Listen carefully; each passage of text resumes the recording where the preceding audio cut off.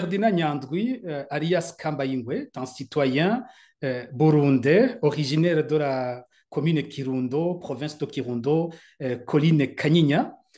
Il a adhéré très jeune au mouvement Paripehutu FNL. Il a été un combattant des FNL.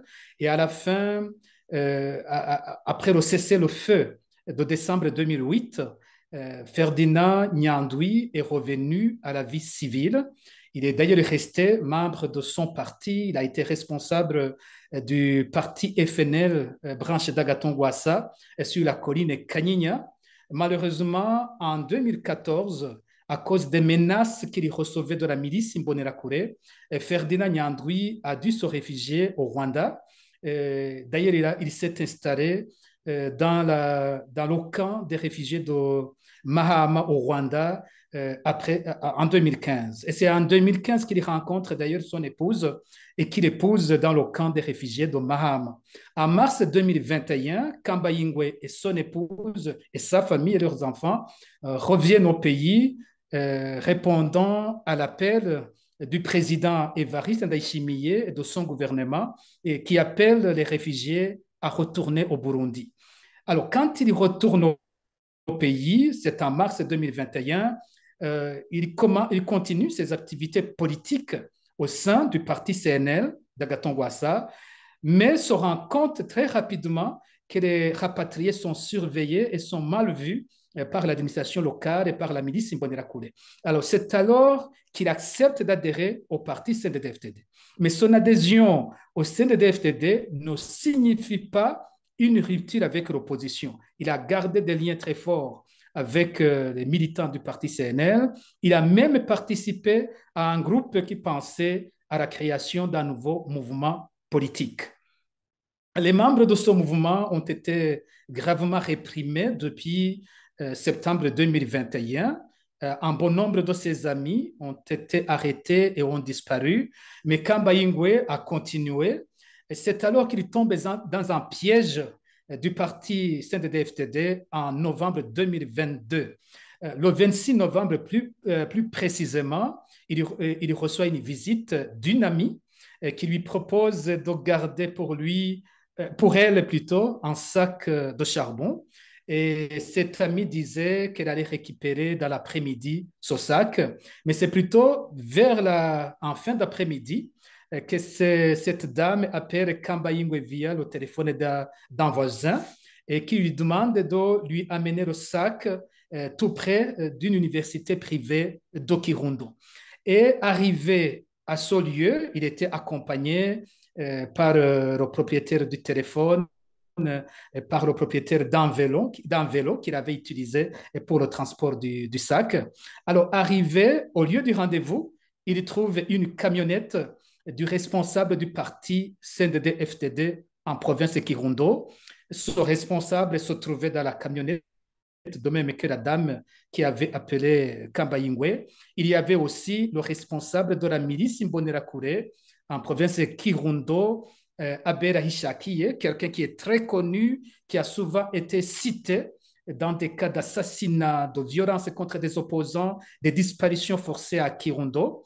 Alors, l'équipe demande à Kamba Ingwe de mettre le sac dans la camionnette et de monter, lui aussi, à l'arrière de cette camionnette. Kamba Ingwe espérait se faire payer pour son service, mais arrivé à quelques mètres du lieu, il est descendu de la camionnette. Il est torturé de manière extrêmement grave. La scène a été décrite par la veuve de Kamba Ingwe devant le Premier ministre Gervais Ndirakobuchar au 6 décembre 2022 à Kirundo. Et la femme elle-même a failli se faire arrêter. Elle a dû s'enfuir. Alors, quand je parle de la femme, on peut se poser comment l'épouse était venue sur cette place. Elle avait été appelée par des voisins du lieu qui avaient reconnu la victime et qui ont appelé son épouse à venir voir ce qui se passe.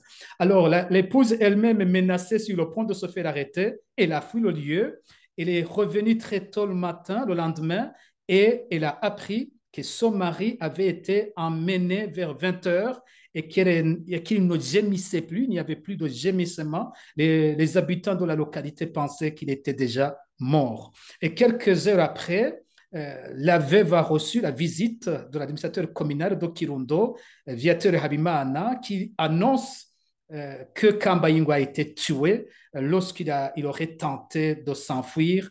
L'administrateur disait que dans le sac, on aurait trouvé un fusil et qu'on avait demandé à Kambaingo d'aller montrer là où se trouvaient cachés d'autres fusils. Une version qui est difficilement acceptable parce que le fusil n'a pas été montré aux habitants de la localité, n'a pas été montré aux administratifs locaux de cette localité.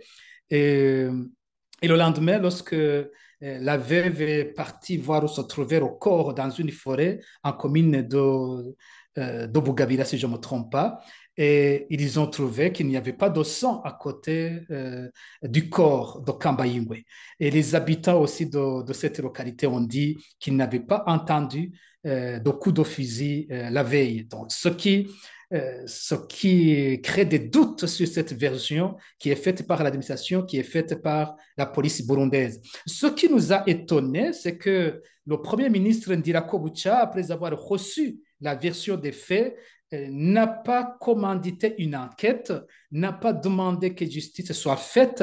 Il a plutôt demandé à la veuve d'aller rencontrer le gouverneur de la province de Kirundo, le seul qui pouvait lui donner une version vraie de ce qui s'est passé pendant le meurtre de Kambaingwe. C'est comme si le Premier ministre disait à cette épouse, ce que tu as vu, ce n'est pas vrai. Il faut croire absolument ce que dit l'administration, il faut croire ce que dira le gouverneur.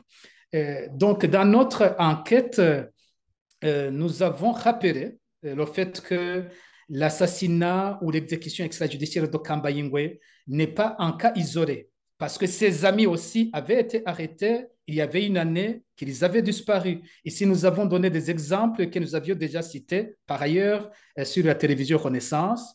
Le cas, par exemple, de la disparition forcée du pasteur Dominique Ndouimana, un pasteur ami de Kambaingwe arrêté à Karoussi le 23 septembre 2021 et qui n'a jamais été retrouvé.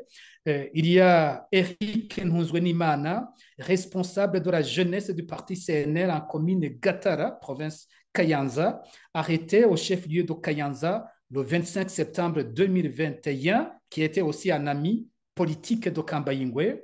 Et le 23 octobre 2021, il y a eu aussi 4 arrestations de 4 autres amis de Kambaingwe, Gaspard Habyarimana, Lévis Ndaïsaba, Thierry Ndihokubwayo, Désiré Maniragaba, arrêtés au chef-lieu de Kayanza par le renseignement militaire et qui n'ont jamais été retrouvés.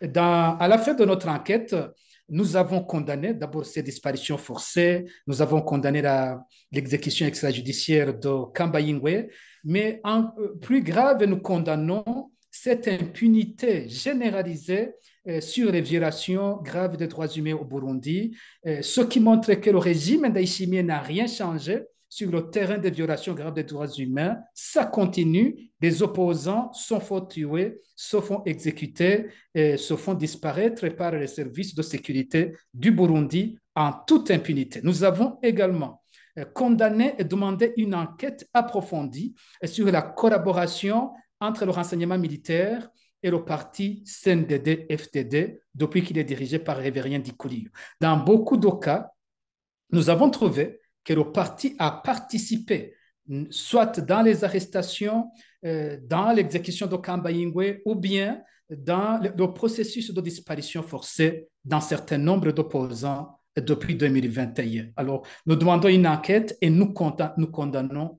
ces pratiques.